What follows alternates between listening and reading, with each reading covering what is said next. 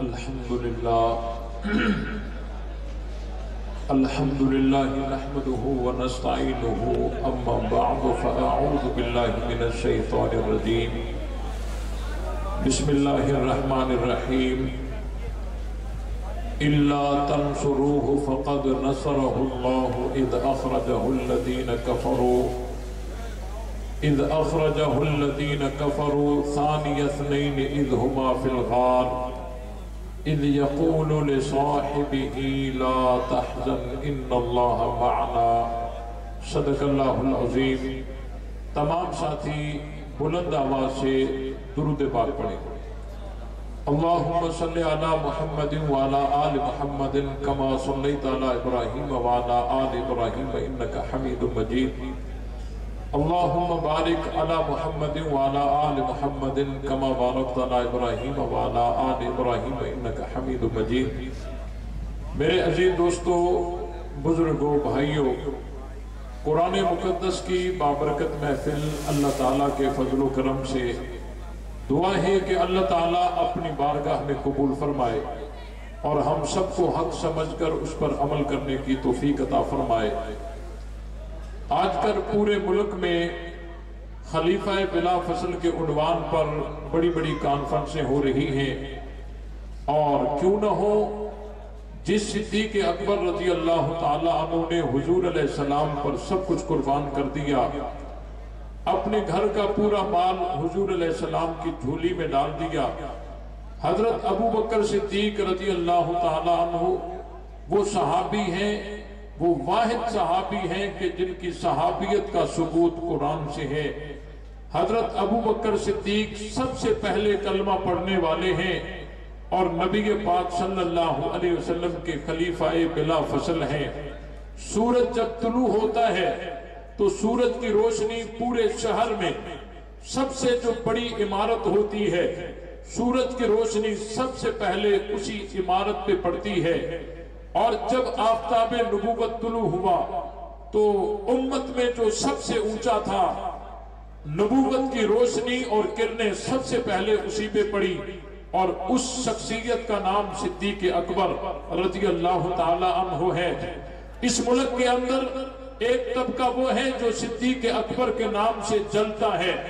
ہم اسے بتانا چاہتے ہیں تم جل تو سکتے ہو، صدیق اکبر پر اعتراضات تو کر سکتے ہو، لیکن یہ نہیں کہہ سکتے کہ پہلے نمبر پر صدیق اکبر آئے نہیں ہیں۔ ہاں یہ کہہ سکتے ہو کہ آنا نہیں چاہیے تھا، یا حق نہیں تھا، یا صحیح نہیں ہوا، یہ تو کہہ سکتے ہو، لیکن یہ نہیں کہہ سکتے کہ پہلے نمبر پر صدیق اکبر آئے نہیں ہیں۔ حضرت ابو بکر صدیق خلیفہ بلا فصل ہیں۔ خلیفہ بلا فصل اسے کہا جاتا ہے جو حضور علیہ السلام کی رحلت کے بعد بغیر کسی فاصلے کے مسند خلافت پر بیٹھا ہو، اسے خلیفہ بلا فصل کہتے ہیں۔ صدیق اکبر کو ماننے والے یا نہ ماننے والے اس بات کو ضرور مانتے ہیں کہ حضور کے بعد مسند خلافت پر بیٹھنے والے صدیق اکبر رضی اللہ تعالی عنہ ہیں۔ حضرت ابو بکر صدیق کے فضائل، مناقب اور ان کی شان اپنی جگہ پورے قرآن میں بہت ساری آیات ہیں۔ حضرت ابو بکر صدیق کی عظمت کی پوری احادیث کے ذخیرے میں حضرت ابو بکر صدیق کے بے شمار فضائل ہیں، لیکن جو صحابہ کا دشمن طبقہ ہے وہ حضرت ابو بکر صدیق رضی اللہ تعالیٰ عنہ پر اعتراضات کرتے ہوئے ایک مقدمہ جو آج پورے ملک کے اندر تمام مجلسوں میں بیان کیا جا رہا ہے کہ خاتون جنت حضرت فاطمہ الزہرا رضی اللہ تعالی عنہا صدیق اکبر کے پاس گئی اور مطالبہ فتح کیا۔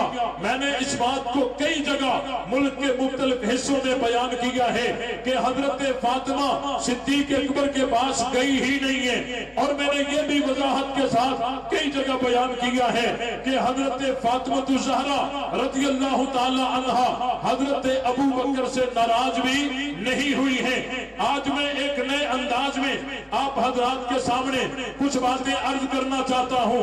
عنوان یہی ہوگا باغ فدق کا، کیونکہ ہم ڈنکے کی چوٹ پر اس عنوان کو بیان کرنے کے قابل ہیں۔ الحمدللہ صدیق اکبر کی صداقت اور اس کے فیصلے کی حقانیت پر ہمارے پاس پہاڑوں سے زیادہ مضبوط دلائل موجود ہیں۔ حضرت ابو بکر نے کوئی اہل بیت کے ساتھ کوئی زیادتی نہیں کی ہے، کوئی ظلم نہیں کیا ہے۔ حضرت فاطمہ الزہرا رضی اللہ تعالی عنہا کی زندگی کے دو حصے کرتے ہیں۔ ایک فاطمہ الزہرا کی زندگی کا وہ حصہ جو حضور علیہ السلام کے دور کا ہے، اور دوسرا حضرت فاطمہ کی زندگی کا وہ حصہ جو حضرت ابو بکر صدیق رضی اللہ تعالیٰ عنہ کے دور کا ہے۔ حضرت حضور علیہ السلام کے دور کا حصہ یا صدیق اکبر کے دور کا حصہ، دونوں کا مقابلہ کریں، آپ کو پتہ چل جائے گا کہ صدیق اکبر کا فیصلہ صحیح تھا یا غلط تھا۔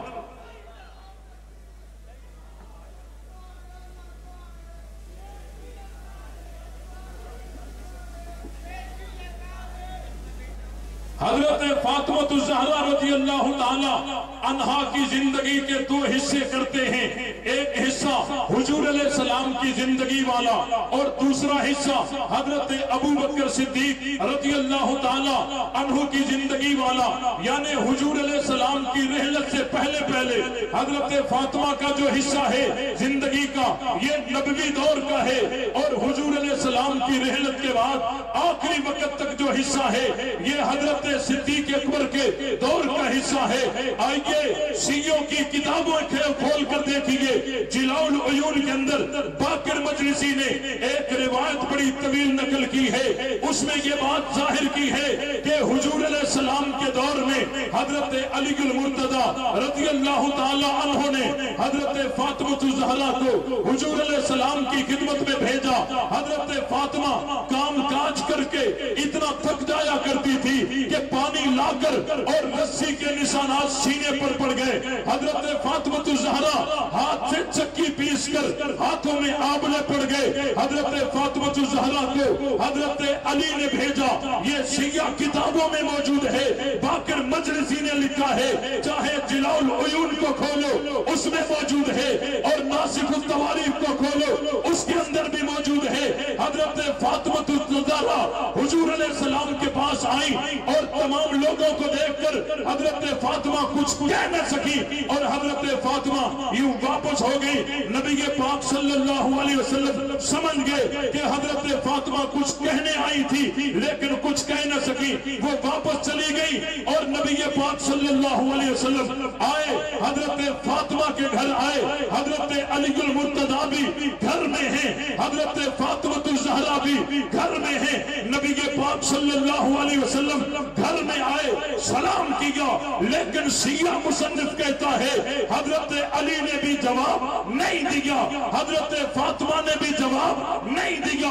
وجہ کیا تھی کہ حضرت علی اور حضرت فاطمہ ایک لحاظ میں اپنے آپ کو چھپائے ہوئے تھے، ان کے تن کے کپڑے بھی نہیں تھے کہ وہ باہر نکل کر نبی کا استقبال کریں۔ یہ شیعہ مصنف لکھتا ہے حضرت علی المرتضی نے دوسرے سلام کا جواب بھی نہیں دیا۔ پیغمبر نے تیسری بار سلام کیا، حضرت علی نے یہ سمجھا کہ اگر ہم جواب نہیں دیں گے حضور واپس نہ چلے جائیں۔ حضرت علی نے جواب دیا، نبی پاک صلی اللہ علیہ وسلم اندر آ گئے، اور حضرت علی اور حضرت فاطمہ کے سرہانے کی طرف سے بیٹھ کر آپ علیہ السلام نے وہ ماجرا پوچھا۔ حضرت فاطمہ نے بتایا، مجھے خدمتگار کی ضرورت ہے، کام کاج کر کے میں تھک جاتی ہوں، میرے ہاتھوں میں آبلے نکل آئے، مجھے کوئی لونڈی چاہیے، کوئی غلام چاہیے۔ آپ علیہ السلام نے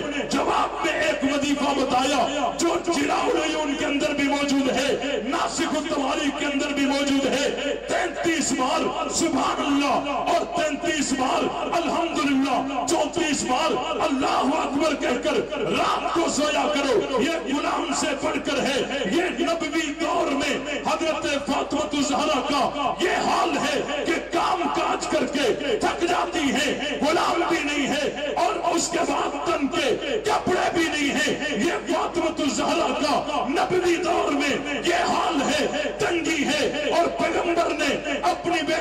کو دنیا سے دور رکھا اور دنیا کے قریب آنے نہیں دیا. نبی نے وظائف بتا کے واپس چلے گئے. یہ جلاء العیون کے اندر بھی موجود ہے اور ناسخ التواری کے اندر بھی موجود ہے. اس سے یہ بات معلوم ہوتی ہے کہ حضرت فاطمہ کا نبوی دور تنگ دستی والا دور تھا. تن پر کپڑے بھی نہیں تھے. اور لیکن حضور علیہ السلام کی رحلت کے بعد جب حضرت ابو بکر کا دور آیا, اس وقت ابن ابی الحدید شرح نہج البلاغہ کے اندر موجود ہے. اور جی ابن محسن بحرانی نے بھی لکھا ہے, درہ نجفیہ میں بھی لکھا ہے کہ حضرت ابو بکر صدیق کے دور میں وکان یاخذ غلتها فیدفع الیہم منها ما یکفیہم, کہ حضرت ابو بکر صدیق باغ فتح سے نفع لے کر اور اس سے حضرت فاطمہ اور اہل بیت کو اتنا دے دیا, فیدفع الیہم منها ما یکفیہم, جو ان کو کافی ہو گیا. اب تنگ دستی نہیں ہے, کوئی حاجت نہیں ہے, کافی ہو گیا, کافی ہو گیا. یہ وہی کافی ہے جو 12ویں امام نے غار میں بیٹھ کر کتاب کے لیے کہا تھا, ھذا کافی لسیدنا, کہ ہمارے سیوں کے لیے کافی ہے. یہ وہی سیکھا ہے اور تمہاری کتابوں کے اندر موجود ہے. حضرت ابو بکر نے اتنا دیا کہ کافی ہو گیا, اتنا دیا کہ کافی ہو گیا. اور ابو داؤد کی روایت میں حضرت علی فرماتے ہیں کہ ایک دفعہ حضرت عمر نے مجھے بلایا, فدعانی فقال خذہ, مجھے بلا کر کہا کہ یہ خمس لے لو. حضرت علی فرماتے ہیں فقلت لا اریدہ, حضرت علی نے کہا میں ارادہ نہیں رکھتا. حضرت عمر نے کہا فقال خذہ فانتم احق بہ, حضرت عمر نے فرمایا اے علی خمس لے لو, تم اس کے زیادہ حقدار ہو. حضرت علی فرماتے ہیں میں نے کہا فقلت, میں نے کہا قلت قد استغنینا عنہ, ہم اس سے غنی ہو گئے ہیں. فجعلہ فی بیت المال, حضرت عمر نے اس سارے باغ فتح کو, خمس کو بیت المال میں جمع کر دیا. اس روایت کو دیکھو, ما یکفیہم, کہ حضرت ابو بکر نے اتنا دیا کہ کافی ہو گئے. اور ابو داؤد کی روایت کو دیکھو کہ حضرت علی فرماتے ہیں ہم اس سے غنی ہو گئے. اور حضرت عمر نے علی کے انکار کے بعد اس یعنی خمس کو بیت المال میں جمع کر دیا. پتا چلا حضرت ابو بکر, حضرت عمر نے اہل بیت کو اتنا دیا کہ وہ تارک خمس بن گئے. اب وہ لینے والے نہیں, دینے کی پوزیشن میں آ گئے. اور اس کے ساتھ ساتھ اگر یہ روایت بھی آپ دیکھ لیں اور اس روایت کے اندر بھی آپ کو یہی پتا چلے گا.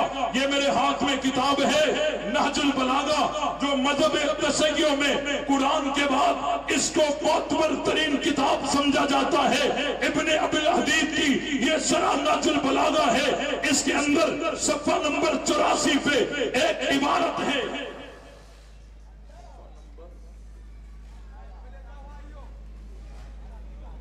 صفحہ نمبر 82 پہ ایک عبارت ہے. اور اس میں ایک راوی ہے جو حضرت امام محمد باقر سے سوال کرتا ہے, ان کثیر النوائے قال قلت لابی جعفر محمد بن علی علیہ السلام جعلنی اللہ فداک ارائیت ابا بکر و عمر هل ظلمکم من حقکم شیئا. ایک راوی ہے جو امام محمد باقر سے پوچھتا ہے کہ امام صاحب ہمیں بتائیے حضرت ابو بکر اور عمر کے بارے میں, ارائیت ابا بکر و عمر, حضرت ابو بکر اور عمر کے بارے میں بتائیے, هل ظلمکم من حقکم شیئا, کہ کیا انہوں نے تمہارے حق سے کوئی چیز تمہارے سے چھین کر تمہارے اوپر ظلم کیا. او قال ذهب من حقکم بشیء, کیا تمہارے حق میں سے کوئی چیز انہوں نے چھین لی یا آپ کے اوپر ظلم کیا. تو امام صاحب جواب دیتے ہیں فقال اللہ والذی انزل القرآن علی عبدہ لیکون للعالمین نذیرا. امام جعفر صادق فرماتے ہیں لا, ہمارے اوپر ابو بکر و عمر نے کوئی ظلم نہیں کیا، کوئی ہمارا حق غصب نہیں کیا۔ اور آگے کہتے ہیں قسم ہے اس ذات کی جس نے قرآن کو نازل کیا ایسے عبد پر جو تمام جہانوں کے لیے ڈرانے والا ہے۔ ما ظلمنا من حقنا مثقال حبۃ من خردل۔ امام صاحب کہتے ہیں ہمارا کوئی رائی کے برابر بھی ابو بکر عمر نے ظلم نہیں کیا، رائی کے برابر بھی ہمارے اوپر ابو بکر عمر نے کوئی ظلم نہیں کیا۔ یہ نہج البلاغہ تمہاری کتاب ہے، یہ کیوں نہیں اپنی قوم کو بتا دے ما ظلمنا من حقنا مثقال حبۃ من خردل، کہ رائی کے برابر بھی ابو بکر عمر نے ہمارے ساتھ کوئی ظلم زیادتی نہیں کی۔ قلت جعلک فداک افاتولاہما۔ پھر راوی کہتا ہے کہ کیا بھلا میں ان دونوں سے محبت کروں، ان دونوں سے محبت کروں؟ امام صاحب کہتے ہیں قال نعم ویحک تولہما فی الدنیا والآخرہ وما اصابک ففی عنقی۔ فرماتے ہیں دنیا آخرت میں ان سے محبت کرو، اور اس محبت میں جو تمہیں نقصان پہنچے ففی عنقی، وہ میری گردن پر ہے۔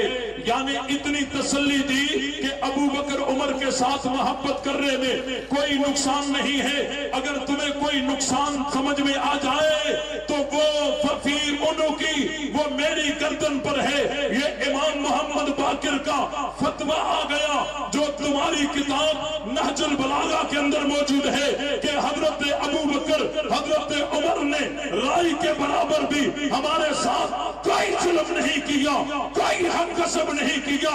وہ ابن ابی حدید نے بھی لکھا ہے، درہ نجفیہ نے بھی لکھا ہے، اور ابن میسن بورانی میں نے بھی لکھا ہے، جو آج کہتے ہیں کہ نہیں ابو بکر عمر نے بڑا ظلم کیا، یہ جھوٹ بولتے ہیں۔ امام محمد باقر اہل سنت کے ساتھ ہے، امام محمد باقر اہل سنت کے ساتھ ہے۔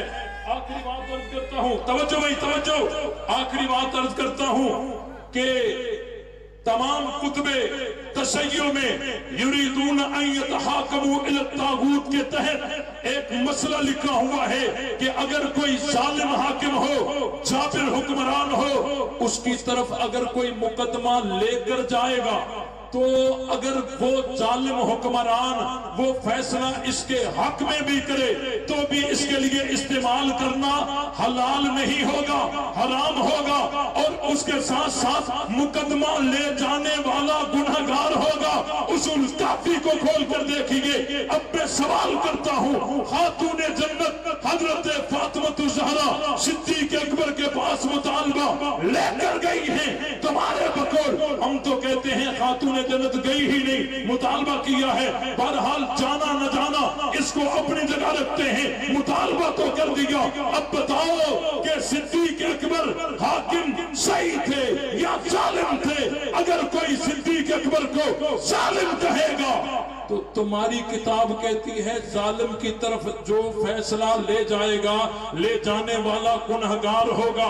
اب صدیق اکبر کو ظالم کہتے ہو تو خاتون جنت کی عصمت سے انکار کرنا پڑے گا کہ ان سے خطا ہو گئی۔ اگر عصمت بچانا چاہتے ہو تو صدیق اکبر کو ظالم کہنا نہیں پڑے گا۔ تمہارے لیے میں نے دونوں راستے کر دیے ہیں، یا صدیق اکبر کی عظمت کو سلام کرو یا خاتون جنت کو معصوم کہنا چھوڑ دو۔